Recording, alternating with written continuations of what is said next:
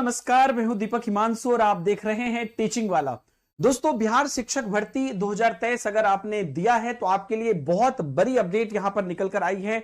जो नोटिस यहां पर जारी की गई है, जो लेटर यहां पर जारी की गई है, जो आपके लिए बहुत ज्यादा इंपॉर्टेंट है, तो आप सभी लोग इस नोटिस को जरूर देखिए। और ये नोटिस जो है के पाठक, जो अपर मुख्य सचिव हैं बिहार सरकार के अंतर्गत, उन्होंने ये जारी की है सभी जिला शिक्षा पदाधिकारी को। और ये पूरी तरीके से आपके रिजल्ट, जिन लोगों ने बिहार शिक्षक भर्ती दी थी उनके रिजल्ट को लेकर और आगे के प्रोसेस को लेकर, ज्वाइनिंग के प्रोसेस को लेकर ये सूचना यहां पर आपको दी गई है। तो चलिए देखते हैं कि करके कि क्या यहां पर लिया गया है।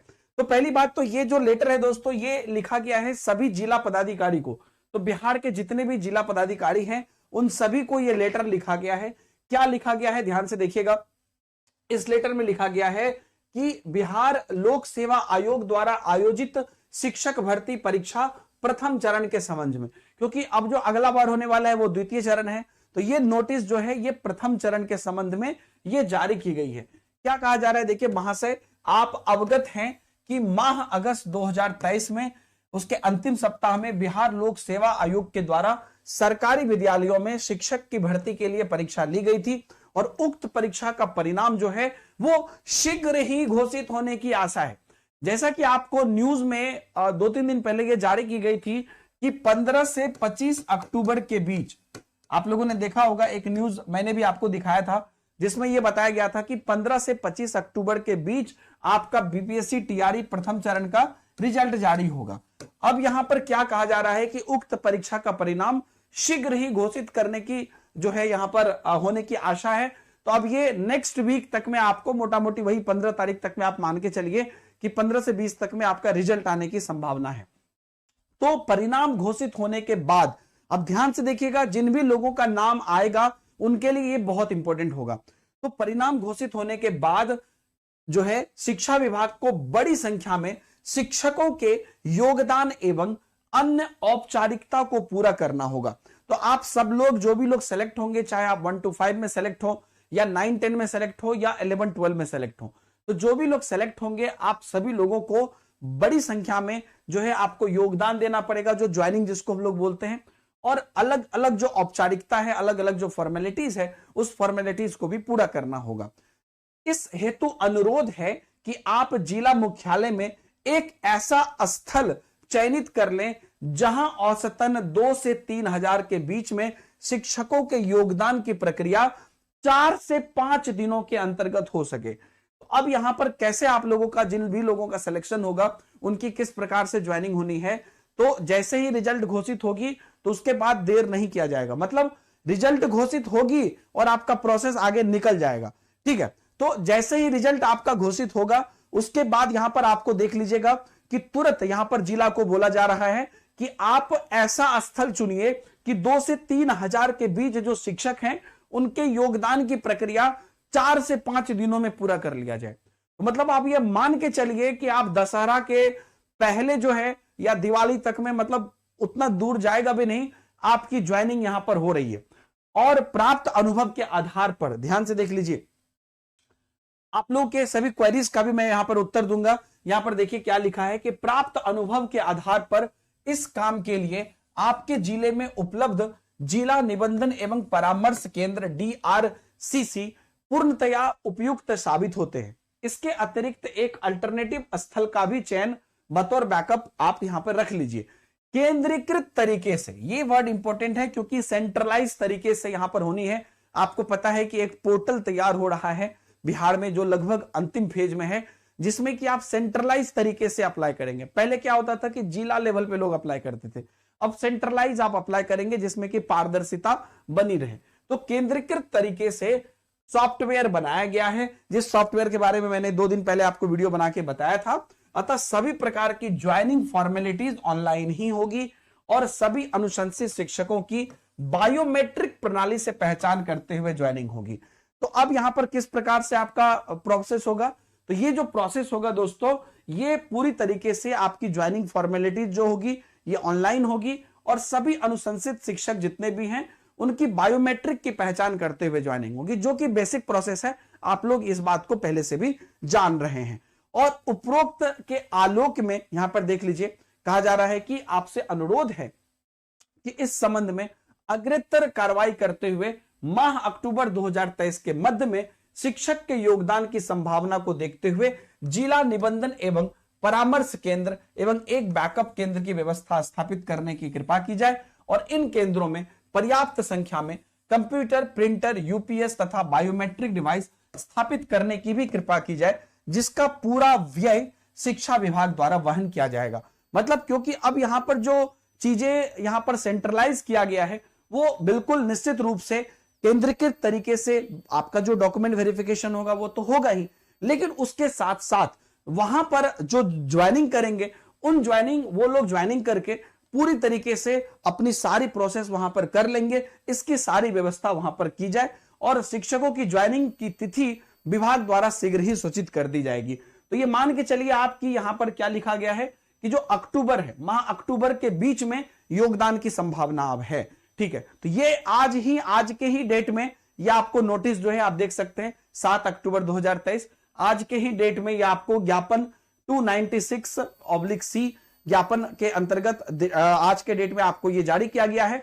और आप लोग ये बात जानते भी हैं कि इससे पहले भी एक नोटिस निकली थी जिसके अंतर्गत की बोला गया था आपको कि 15 से 25 अक्टूबर के बीच में आपका रिजल्ट जो है जारी कर दिया जाएगा और जैसे ही रिजल्ट निकलेगा आपकी ज्वाइनिंग फॉर्मेलिटीज कर दी जाएगी। और एक और आपको नोटिस निकला था न्यूज में जिसमें कि आप लोगों ने देखा था कि ये बोला गया था कि जो आपकी यहां पर ज्वाइनिंग फॉर्मेलिटीज होगी वो सेंट्रलाइज तरीके से होगी, है ना। तो ये बात भी आपको वहां पर बताया गया था कि आपको पारदर्शिता को रखने के लिए, तो वो सारे चीजों को समराइज करके आज यहां पर पूरी अपडेट यहां पर दे दिया गया है के पाठक सर जो है अपर मुख्य सचिव उनके द्वारा। तो अब आप यहां पर बिल्कुल अच्छे तरीके से आप लोग इसको प्रोसेस कर सकते हैं। ठीक है दोस्तों, अब यहां पर बात आ जाती है कि इसमें तो बहुत सारी बात आप पहले से भी जान रहे थे और उसका पूरा प्रोसेस यहां पर सिस्टमेटिक कर दिया गया। अब यहां पर जो बात आ जाती है दोस्तों वो बात यह है कि अब जो लोग अपियरिंग के कैंडिडेट हैं, आप में से जो लोग अपियरिंग के कैंडिडेट हैं एक बार कमेंट में बताइए। तो अपियरिंग के कैंडिडेट जो हैं उनके लिए क्या किया जाएगा, तो आप लोग बिल्कुल निश्चिंत रहें। उन्हें भी यह बात पता है कि जो सीटेड अपियरिंग कैंडिडेट हैं उनका रिजल्ट निकल गया है, डिजी लॉकर में नहीं आया है सर्टिफिकेट, ये बात उनको भी पता है। अगर उस डेट तक आपका डिजी लॉकर में सर्टिफिकेट नहीं आता है दोस्तों तो कोई बात नहीं है, जो रिजल्ट आपका ऑनलाइन निकला है उसको वो लोग क्रॉस चेक कर लेंगे, उसको वो लोग वेबसाइट से वेरीफाई कर लेंगे, उसमें आपको बिल्कुल भी टेंशन नहीं है। तो इसलिए मैं अपियरिंग के कैंडिडेट को कहना चाहूंगा कि आप बिल्कुल भी इसको लेके निश्चिंत रहें, है ना, कोई किसी भी प्रकार की दिक्कत नहीं। ओके, एस्टेट फॉर्म में डोमिसाइल बिहार हो गया है और कैटेगरी एससी हो गया है, जबकि मैं यूपी से हूं, रिजल्ट आने के बाद मैं क्वालिफाइड हूं। तो देखिए अगर आपने किसी भी चीजों में गलती की थी तो उसके करेक्शन का आपको टाइम दिया गया था, अगर आपने उसमें भी करेक्शन नहीं किया है तो अब जब आपको रिजल्ट निकलेगा उसके बाद से आपको जब योगदान देने के लिए अगर बुलाया जाता है तो वहां पर आप अपने सारे ओरिजिनल डॉक्यूमेंट लेकर जाइएगा और वहां पर संभावना ऐसी हो सकती है कि आपको मदद की जाए। ठीक है दोस्तों, तो डीएलएड अपियरिंग भी जो है उनको भी मैं ये बोलना चाहूंगा प्रीति कुमारी कि आप लोगों का तो ऑलरेडी सर्टिफिकेट आ ही गया होगा ना, क्योंकि डीएलएड अपियरिंग डीएलएड का तो रिजल्ट में उतना टाइम लगता नहीं है, तो डीएलएड का आपको फाइनल रिजल्ट तो निकल ही गया होगा। तो वो रिजल्ट जो है आपको फाइनल सर्टिफिकेट ना भी मिला हो लेकिन रिजल्ट तो निकल गया होगा, तो उसके बेसिस पर कोई दिक्कत नहीं है और उसी के बेसिस पर आपको किया जाएगा। और एक और चीज ध्यान रखिएगा, अगर आपका एग्जाम जो उन्होंने बोला था ना 31 अगस्त, अगर आपका एग्जाम 31 अगस्त से पहले हो गया था तो किसी भी अपियरिंग के कैंडिडेट को सिर्फ इसलिए नहीं बाहर किया जाएगा कि आपका रिजल्ट नहीं आया है, ये बात की भी आप गारंटी रखिए, क्योंकि 31 अगस्त से पहले आपका एडमिट कार्ड आपके हाथ में होगा और आप ये दिखाएंगे कि आपका एग्जाम हो गया है। हालांकि अमूमन सीटेट का तो सब कुछ आ ही गया है और जो हमारा जो डीएलएड का या जो कैंडिडेट रहे हैं उन लोगों की जो बात है तो उन लोगों के लिए भी यहां पर जो है रिजल्ट निकल ही गया है। लेकिन अगर इनकेस किसी यूनिवर्सिटी का अभी भी फाइनल रिजल्ट नहीं आया है तो आपको सिर्फ उस वजह से नहीं हटाया जाएगा, ये बात आप लोग ध्यान रखिएगा। अब रही बात कि बीएड वाला मामला, तो आप लोग जानते हैं कि के पाठक सर ही गए हुए हैं सुप्रीम कोर्ट, जिसकी सुनवाई आगे आपको होने वाली है 2-4 दिन के अंतर्गत। तो अभी के पाठक सर गए हुए हैं, खुद गए हुए हैं, शिक्षा विभाग खुद गया हुआ है। कहां गया हुआ है, तो ये सुप्रीम कोर्ट गए हुए हैं जहां पर कि बीएड को प्राइमरी में मौका दिया जाना चाहिए कि नहीं दिया जाना चाहिए, इसके लिए गए हैं। छत्तीसगढ़ और अलग कुछ कुछ एग्जाम्पल्स हैं जहां पर कि प्रोसेस अगर पहले शुरू हो गई थी एग्जाम की तो पुराना वाला रूल ही मान्य हो, इसके बाबत में गए हैं, या यूं कहिए कि फाइनल अपडेट लेने के लिए गए हैं। तो वो प्रोसेस भी यहां पर चल रहा है और वो प्रोसेस उस समय तक आ जाने की संभावना है, जिससे उस बेसिस पर ही रिजल्ट निकलेगा। अगर फाइनल आ गया कि भैया बिहार में हम अप्लाई कर दे, मतलब मौका दे देते हैं, तो मौका दे दिया जाएगा। अगर फाइनल आ गया कि नहीं, मौका हम नहीं देंगे बीएड को, तो नहीं दिया जाएगा, फिर उस हिसाब से चीजें चलेंगी।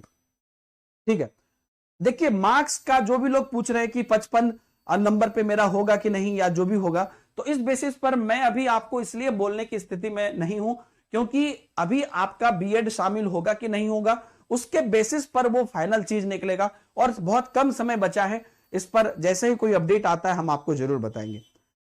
सर मेरा सीटेट पेपर 1 और सीटेट पेपर 2 दोनों क्वालिफाइड है और मैं बीटीसी डाइट में एडमिशन ले लिया हूं।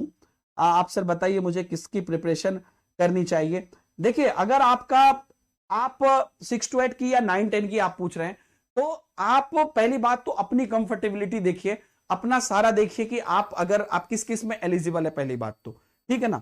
आपका जो ऑलरेडी अगर आपका बीएड है, अगर आपको लगता है कि आप 9-10 में आप बेहतर कर पाएंगे अपने सब्जेक्ट के टीचर में, तो आप उसकी तैयारी करिए। या 6 to 8 में आपको लगता है कि नहीं, आप 6 to 8 के लिए बने हैं या उस लेवल पर आप अच्छा पढ़ा पाएंगे, क्योंकि सिर्फ एग्जाम नहीं है, जीवन भर की बात है, तो ये कंप्लीट डिसीजन आप अपने हिसाब से ले लीजिए। उस हिसाब से सीटेट दिसंबर अपियरिंग को मौका मिलेगा कि नहीं मिलेगा, आप ये बात पूछ रहे हैं बिहार की दूसरी फेज की शिक्षक भर्ती के बारे में ना।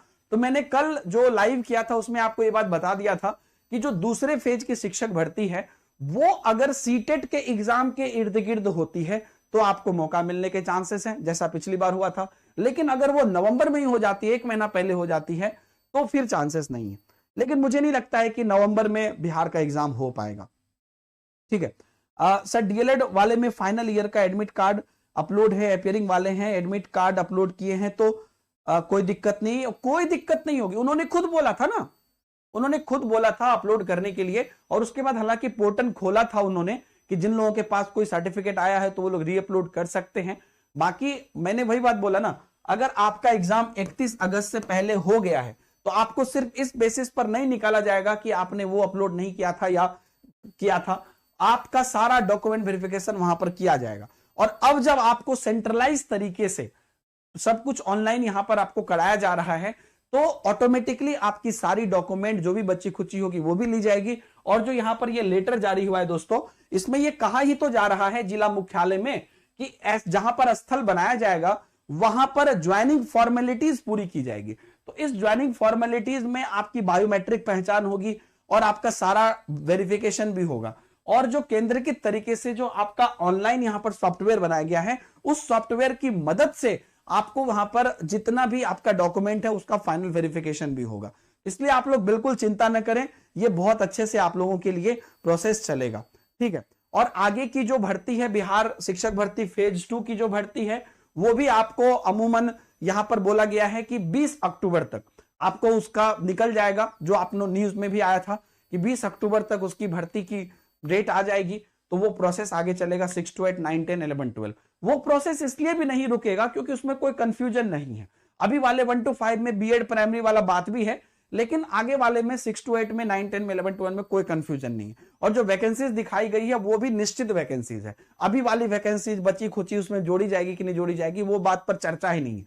जो वैकेंसीज निकाली गई है टोटल 70,000 के लगभग, वो पहले से फिक्स वैकेंसीज है ना।